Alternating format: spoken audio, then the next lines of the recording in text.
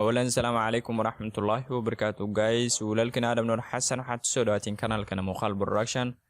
cashirkan waa cashirkii saddexaad aynu ku baranayno applicationka lagu magacaabo Premiere ee loo isticmaalo muuqaal sameynta cashirkan saddexaad insha Allah waxaynu ku baran doonaa qaabka loo sameeyo sequence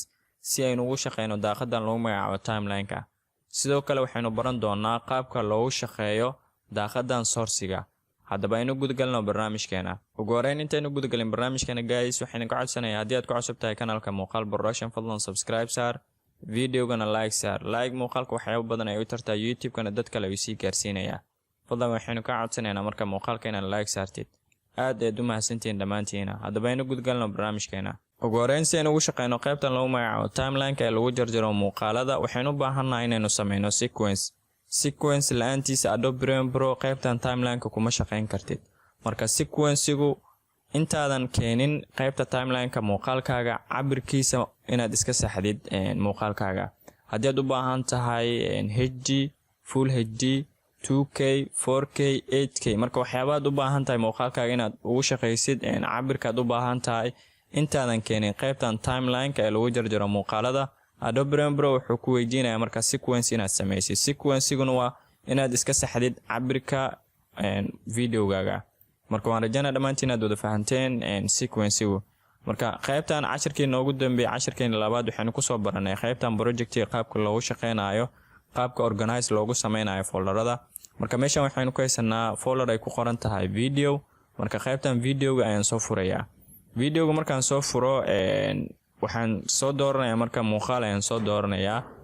waxaan soo dooranayaa muuqaalkan ayaan soo dooranayaa marka si aan ugu shaqeyno qaybtan source-gana waynu ku shaqeyn doonaa maanta insha Allah sidoo kale sequence-ina waynu sameyn doonaa ugu horeyn marka si aan ugu shaqeyno qaybtan source-ga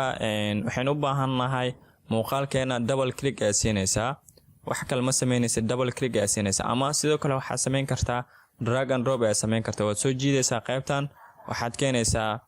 source-ga aad keenaysaa waxyaabaha qaybtan source-ga aad ku sameyn kartid intaadan keenin muuqaalkaaga qaybtan timeline-ka ee lagu jarjaro muuqaalada waxaad sameyn kartaa muuqaalkaaga haddii uu dheer yahay qayb ka mid ah aad ka soo goosan kartaa sidoo kale muuqaalkaaga haddii codkii uu wato codkii aad ka reebi kartaa muuqaalka kaligiisa aad soo qaadan kartaa ama sidoo kale codka haddii kaligiisa aad u baahan tahay codka kaligiisa aad soo qaadan kartaa muuqaalka aad iska reebi kartaa marka qaybtan source-ga waxyaabo badan aad ku sameyn kartaa almuhiim muuqaalada ayaa lagu jarjaraa muuqaalada codkana waa laga reebi karaa ama muuqaalka haddii aad u baahan tahay inaad iska reebtid codka kaligiisa aad soo qaadatidna waxyaabo fara badan ayaa lagu sameeyaa qaybtan source-ga ugu horeyn marka si aynu ugu soo jarano muuqaalkeena qaybtan ugu baahannahay anagoo isticmaalayno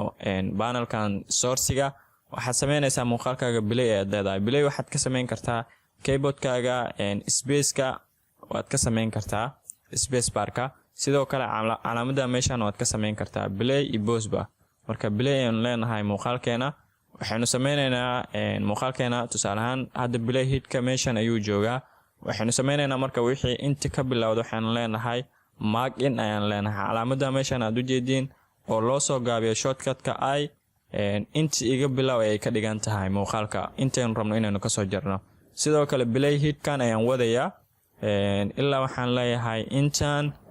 mark out ayaan leeyahay intaan ku ekay ayaan leeyahay marka Adobe Premiere hadda wuxuu sameeyay selection ayuu sameeyay selectionkan aad u jeediin cadaanka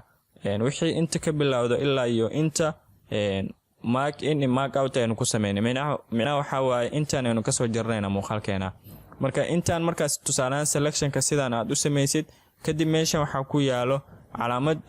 drag video only macnaha waxay ka dhigan tahay muuqaalka kaligiisa haddii aad u baahan tahay waad soo qaadan kartaa qaybtan timeline-ka waad keysan kartaa sidoo kale calaamadan kale meeshan aad u jeedin drag video only waxay ka dhigan tahay muuqaalka ayaad iska reebaysaa codka kaligiisa aad soo qaadanaysaa ugu horeyn hadda muuqaalkeena inta aanan keenin timeline-ka wuxuu u baahan yahay sequence ayuu u baahan yahay marka si aynu u sameyno sequence qaab badan ayaad sequence u sameyn kartaa ugu horeyn waxaad imaanaysaa qaybtan file ayaad imaanaysaa sidoo kale new ayaad ka dooranaysaa sidoo kale dialog box markuu ku soo furmo waxaad ka dooranaysaa sequence ayaad ka dooranaysaa sequence markaad ka dooratid qaybtan Adobe Premiere waxa ku diyaarsan preset diyaarsan ayaad ku arkaysaa marka qaybtan preset waxaynu isticmaali doonaa folderkan ay ku qoran tahay digital SLR kan ka isticmaali doonaa waad soo furaysaa waxaad ka dooranaysaa marka presetkan 1080 pixel oo frame rate-ka uu yahay 30 marka waxyaabahan hadii ay sidaan kugu soo muuqan waayaan version-ka laga yaabo inaynu ku kala duwannahay waxaad sameyn kartaa qaybtan setting-ka ee imaanaysa hadii mid kamid aad soo dooratid presetkan qaybta setting-ka ee imaanaysa kadib waxyaabaha frame rate-ka ayaad waxaad ka dhigaysaa waxaynu isticmaali doonaa muuqaalada size-ka lagu soo upload gareeyo YouTube-ka oo full HD-ga waa 1920 iyo sidoo kale horizontal koodana waxa waaye ama GIF-kooda 1080 pixel waaye marka frame rate-ka 30 ayaad isticmaali kartaa 25 ayaad isticmaali kartaa 60 ayaad isticmaali kartaa meeshan iska fiiri marka aspect ratio-gan inuu ku yahay 16:9 waxyaabahan kale waxba ka bedelin waxaad ku dhufanaysaa marka qaybtan okay aad ku dhufanaysaa okay markaad ku dhufatid hadda Premiere Pro hadda sidaan wuxuu inoogu sameeyay sequence oo full HD aan sidaan inoogu sameeyay marka sidoo kale sequence qaab kale waad u sameyn kartaa waxaad ka sameyn kartaa qaybtan boxigan project-ga waxa ku yaal meesha new item ee ku yaal new item-kan aad soo furaysaa qaybtan ugu sare waxaad ka dooranaysaa sequence aad ka dooranaysaa sidaan waad u sameyn kartaa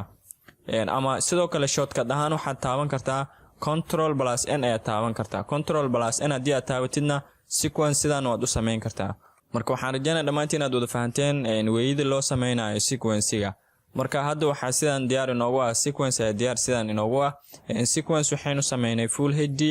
1920 oo 1080 pixel aynu sidaan ku sameynay marka waxaynu soo laabanaynaa qaybtii source-ga aynu soo laabanaynaa muuqaalkan hadii aynu waxaan ku sameynay qaybtan aynu ka soo jaranay aanu ka soo goosanay marka qaybtan video-ga center-ka aan imaanaya mouse-kayga kadib left click aan dhab siinaya waan soo jiidaya waxaan keenayaa qaybtan timeline-ka aan keenayaa wad u jeedinayaan filan muuqaalkayga wuxuu wataa cod ayuu wataa codka iyo muuqaalka labaduba waan soo qaaday sidoo kale hadii aad u baahan tahay muuqaalka kaligiis inaad soo qaadidna qaybtan drag video only-ga aad dhab siinaysaa waad soo jiidaysaa